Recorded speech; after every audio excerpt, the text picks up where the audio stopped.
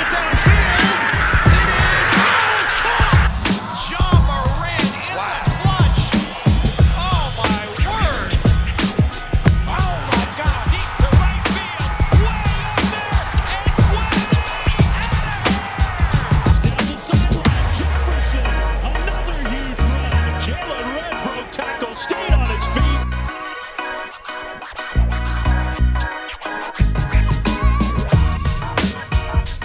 What's poppin', everybody? I'm back, and we head back to the association today again, and we are going to finally approach the end of the 2021 Wild NBA regular season.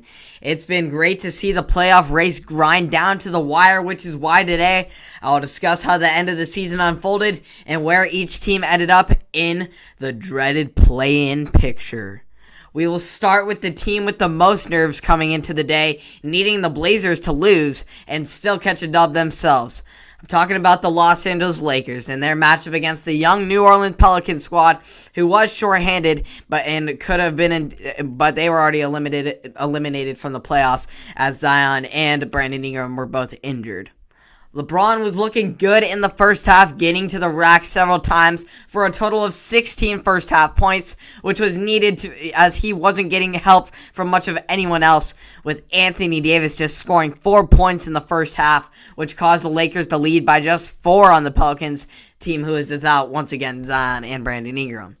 It stayed a close game through the majority of the third quarter up until there's some life sparked in the Lakers, and LeBron himself with a big dunk ignited a 16-3 run led by Davis, who scored 8 of the 16 points on the run to put the Lakers up 16 going into the final quarter. LeBron kept getting his teammates involved and doing fine in the fourth until he went down in transition to the basket midway through the fourth on that same ankle that put him out for 26 games. Oh no, the crowd says, of course. He said post-game that he will be alright, and he seemed to be more than alright with his animation on the sideline, which helped support his teammates who finished out the game, knowing LeBron, they needed to step it up for LeBron, and they cruised to a 110-98 victory in which they never trailed. They now need the Blazers to lose and avoid the play-in. Let's see how they came back here in Portland with Dame and the Blazers taking on Jokic in the Nuggets, who are the 3 seed currently.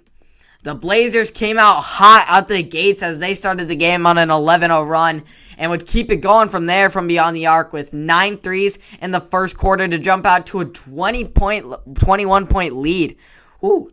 CJ continued to be in control to start off the second, but then him and the rest of the guards began to find the bigs in the Enes Kanter and Yusuf Nurkic in the paint, helping pave the way to a 17-point lead at the break.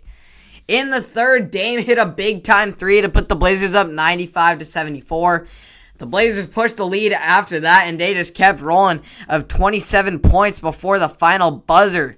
Despite many starters sitting out through the second half for the Nuggets, this was a nice win to give the Blazers some comfort of knowing that they don't have to be any part of the play-in, and some momentum going into a 7-game playoff series with this team who they have a familiar past with. We all remember that Western Conference semifinal that they played with, 7-game series. That was intense, and these teams know each other very well, and it should be a great duel in the 7-game series. I'm excited for it. On to Warriors versus Grizzlies, battling for the 8th seed in the West to take on the Lakers in the play-in. Chef Curry got cooking up early, and it didn't take him long to secure the scoring title as this year's scoring champion. He joins Michael Jordan as the only 2 scoring champions over 33 years of age. Congratulations to Steph there. He hit just 1 3 in the first half, though, and scored just 13 points. Although he did get the scoring record, it's not quite a scoring performance that we normally see out of Curry. But his teammates picked him up, and they kept him in it, edging out the Grizz by 6 points at the break. But the Chef began to heat up in the third as he knocked down 4 shots from well beyond the arc, as well as some other great moves in the lane to total out to a 17-point third quarter by himself, dang near outscoring the Grizzlies, who had just 20 points as a team during the stretch. But here comes Oregon alum Dylan Brooks trying to get the Grizz back in this one as he started the fourth quarter on an 8-0 run, all by himself, while also attempting to lock up Curry in the process on defense, doing a fairly good job as much as you can do as a player guarding Curry, allowing Memphis to push forth on a 22-5 run, capped off by an electric three-point play to tie the game up midway through the fourth. Yet on the next possession, Brooks would foul out, which left Curry free range Curry roaming around the court, hitting 3 after 3 and closing the game out with a big time clutch shot well beyond the arc that capped off his incredible 46-point closer in what has been an outstanding MVP caliber season for Steph. With the win, the Warriors clinched the 8 seed spot in the play-in, where Curry will face off against LeBron for yet another time in a competitive bout of all-time greats. Just a quick little highlight to round off the West play-in picture. We had the Suns versus the Spurs, in which both D-Book and CP3 set out. So we had to go late. Here we go late with the bench trying to hang on to the lead. But San Antonio had other plans with some nice passes to get Keita Bates-Diop for the layup to cap off a 9-0 run that got them back in contention of winning the game. Etuan Moore would then respond right back for the Suns with a clutch 3 with over a minute to go to take back the lead. Trey Jones would then get fouled for the Spurs, and he would make the first, but the second free throw bounced off the rim, but Bates-Diop would then come in with a clutch tip-in over the defender for the lead once again. Now it's back to Etuan Moore to see if he can put this one on ice. Crossover, Hezzy, bang, bang, dagger for the win. Big time shot without any big time players, and that was fun to see. Great shot by him. The Suns needed the Jazz to lose, but unfortunately they blew out their game, so they secure the 2 seed, and now San Antonio will be in the 10 seed. So the West play-in is officially set, as the Lakers and the Warriors will do it out for the 7 seed on Wednesday, while the Spurs and the Grizzlies will fight for a chance to play the loser of that game for a chance at a potential 8 seed slot if they can beat the loser of the Lakers-Warriors game.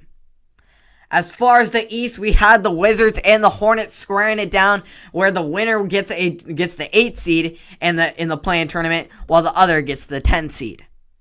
Just behind Steph for the scoring championship, Bradley Beal was coming off a 3-game layoff due to hamstring soreness. He was surely rusty coming out, going just 0 for 6 in the first 7 minutes of the first quarter that he played.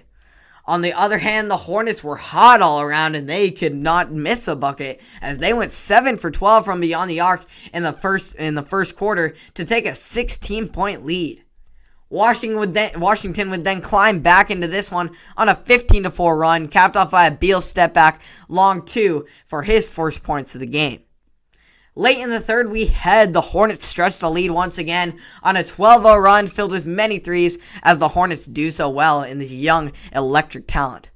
But here come back the Wizards in the fourth, as Bradley Beal got one from beyond the arc, and so did Westbrook, and Ish Smith drove to the rack in transition, got a bucket there, giving the Wizards the lead for the first time since the early minutes of the game.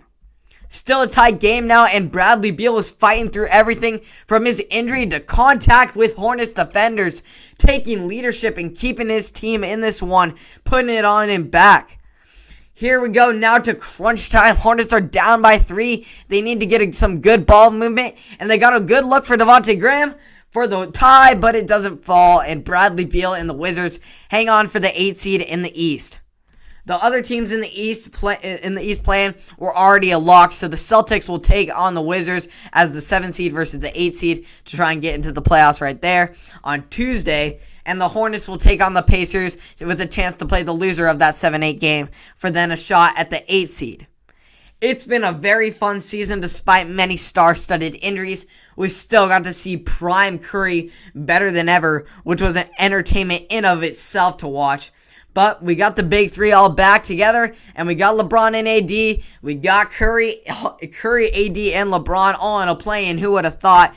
I'm still sure this, if that's going on, this postseason is going to be filled with excitement and fun. And even some fans, as if capacities are going up because the excitement and vaccinations getting cleared.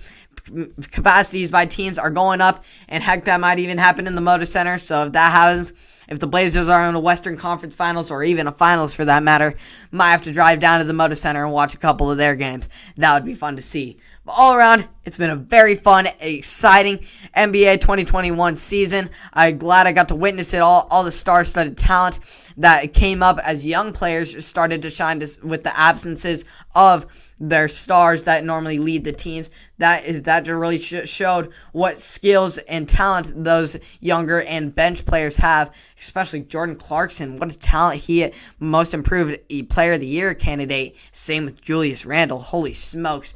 Big time there. Lots of fun players to see this season, and we'll see more of them in the playoffs. Hope you all enjoyed. I'll continue to cover them on Apple Podcasts, Spotify, and or YouTube. Smash that subscribe button, playoff like button, and I'll see you all in the next episode.